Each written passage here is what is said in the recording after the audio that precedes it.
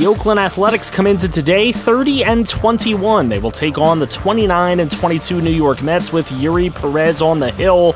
10.26 ERA for him. It has been a horrible start to his year, and he will oppose David Peterson. Jonathan India in the bottom of the first inning with one on, and that is, of course, Reed Hoffman, who will come all the way to cross the plate on the RBI double.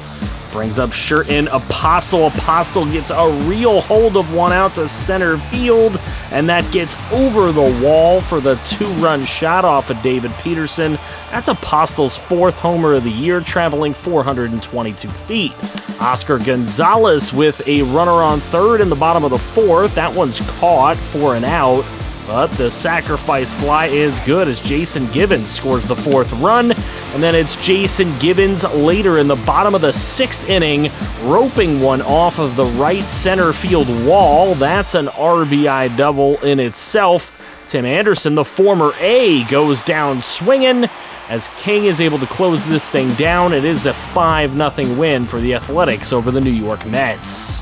Yuri Perez gets his third win of the season in a 5-0 win. David Peterson, his fourth loss, and we move into the next matchup. 36-26 the A's are at this point, taking on the Cincinnati Reds. It's Eric Lauer.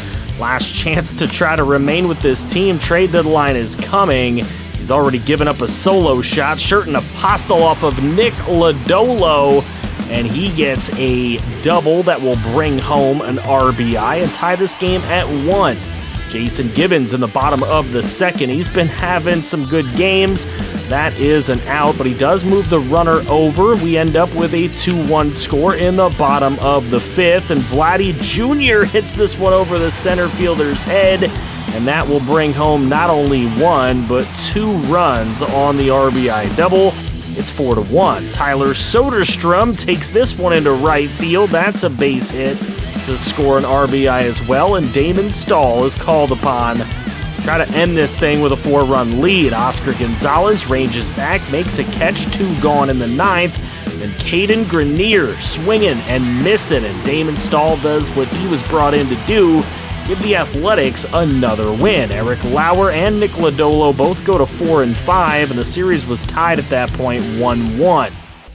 Moving into another series over on the West Coast, it's the matchup, the rematch of the World Series. Freddie Peralta's pitching incredible this year, but not to Oscar Gonzalez, who takes this thing out to left center field, and that is a no-doubt 2-run shot for Oscar Gonzalez. His 9th home run of the season. That traveled 415 feet. Here's Kenny Stevens, still in the top of the first, and Stevens takes this thing out to left center, and that's over the wall as well for a 3-run shot.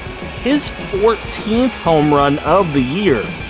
Now, finally, we get to see our pitcher for the day. It's Noah Schultz, and Schultz up against Chas McCormick gets him frozen for a strikeout. Manny Machado, however, hits this one over to Brett Beatty.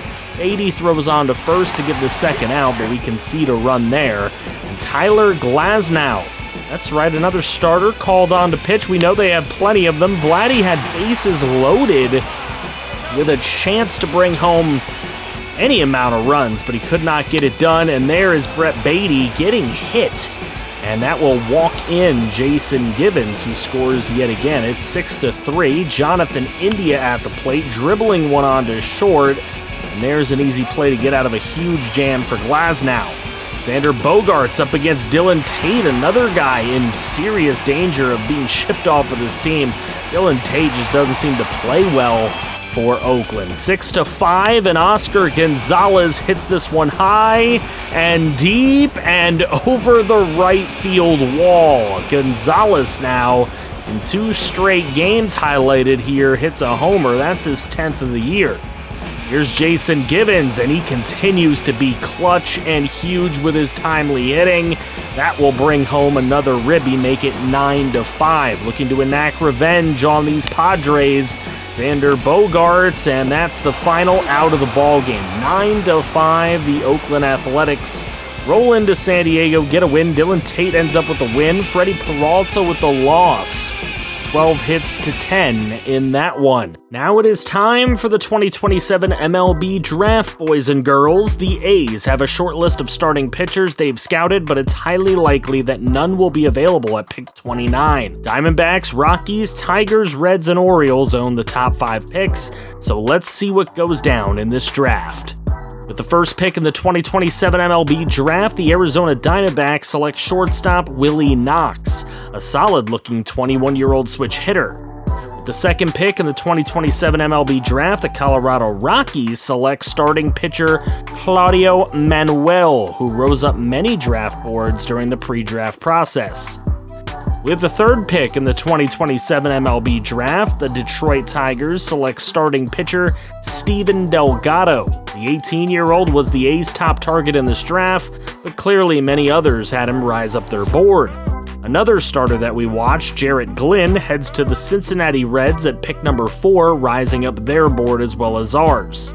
Those developments left us scrambling at pick number 29, and Richie Sams was our scout's top choice and was second on the MLB board as well. So with the 29th selection, the Oakland Athletics welcome relief pitcher Richie Sams. I don't feel great about it, but we'll see. In the competitive balance round, pick number 38, full scouts of starter Ray Asensio and reliever Peter Milano weren't as attractive as the complete lucky dip of first baseman Mauricio Ramirez, who had very high upside, or so it seems.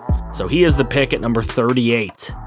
After that, everyone scouted just flew off the board, and Jesse Miller seemed to have a world of potential in the bullpen. And as a team that just made it to the World Series, we could afford flyers on the bullpen, so welcome Jesse Miller. Another reliever that could be helpful despite the really bad walks per 9 here is Robert Velasquez, and he becomes the third-round selection at pick number 103. Our last top 100 scouts pick is starter Geronimo Robles. So in the 4th round, we threw the scouts a bone, selecting the 18-year-old. In the 5th round, we select first baseman Garrett Chavez, who is 18 with 65 to 99 potential, of course not full scouted. And our final pick, one away from Mr. Irrelevant, is right fielder Aldo Pena, who is also 18 with the 65 to 99 potential, but that overall could be yikes. Mauricio Ramirez is the first draft pick to sign with us at $2.15 million signing bonus. And next was our first round pick, Richie Sams, who signs for $2.83 million signing bonus. One more game to highlight here as we roll into Camden Yards, and the Baltimore Orioles are a really good team this year. 55 wins for them, and they have former Oakland A Kyle Muller going up against potential Cy Young candidate in Luis Patino, who's been our best starter so far this year. Jonathan India gets one blooped into left center field, and that will score Reed Hoffman in the 3rd inning. Heston Kierstad comes up, and he'll draw a walk. He's been playing really well. Here in the bottom of the 9th, a 2-0 lead with Clase on the mound and a rain delay for 90 minutes. It's a tough decision, but we leave Clase in there, and Nick Senzel gets a base hit into right field. That puts 2 on with 2 away, but this is Clase's game to close, and Adley Rushman swings through a 4-seam fastball, and that'll get it done despite the rain delay. Not a lot of scoring, not a lot of action in that one, but Patino gets his 11th win, and Clase gets his 30th save. Next episode, we'll mark the trade deadline, and we'll look at our draft picks, but in looking to improve this team, as much as I hate in-division trades, I think Louis Batts could really help this squad, and the Mariners don't need him. He's their second baseman. He's hitting .325 right now. Let me know, should we make a big move and get this team to the next level?